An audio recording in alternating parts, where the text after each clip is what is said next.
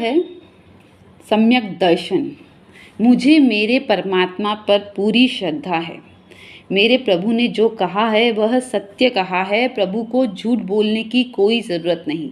झूठ बोलने के मुख्य कारण होते हैं राग, किसी से अधिक प्रेम हो तो, द्वेष, किसी के प्रति अधिक शत्रुता हो तो, भय, किसी से डर हो तो, अज्ञानता, किसी बात की जानकारी न हो तो, हास्य, हंसी मजाक में कहा गया बात। लेकिन परमात्मा को ऐसा कुछ भी करने की आवश्यकता नहीं होती है। इसलिए मेरे प्रभु ने जो कहा है वह सत्य कहा है।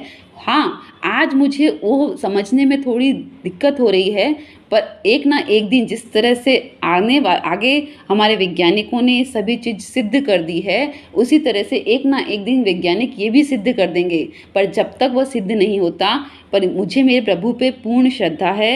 मेरे को इनके प्रति कोई भी तरह की शंका नहीं है। यदि आपके मन में ये भाव हैं तो आपकी दृष्टि सम्यक दृष्टि है, सम्यक दर्शन आपको प्राप्त है।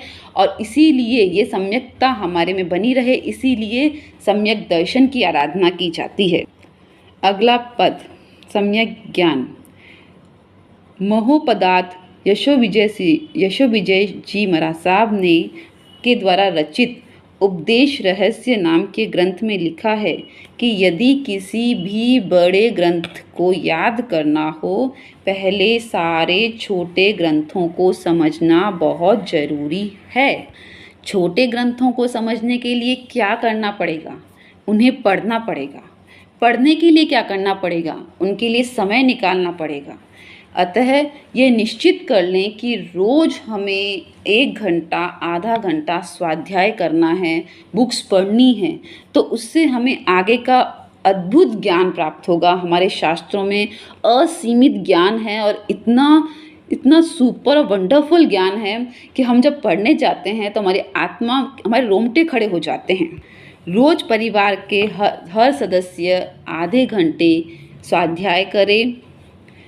अगर आपको कोई ज्ञान है तो वो दूसरों को दें, और अगर कोई ज्ञान प्राप्त करता है, कोई पढ़ता है, तो उसकी अनुमोदना करें।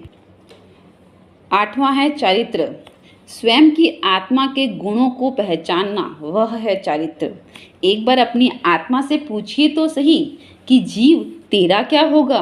केवल मेरे गुरु का क्या होगा? मेरे परिवार का क्या होगा? मेरे पुत्र का क्या होगा? मेरे बैंक बैलेंस का क्या होगा? परिवार, पुत्र, पैसा, सिर्फ इन्हीं प का विचार करते रहेंगे तो परमात्मा का विचार कब करेंगे? इसलिए आत्मा के गुणों को पहचानना ही चारित्र है। 9वां गुण है तप।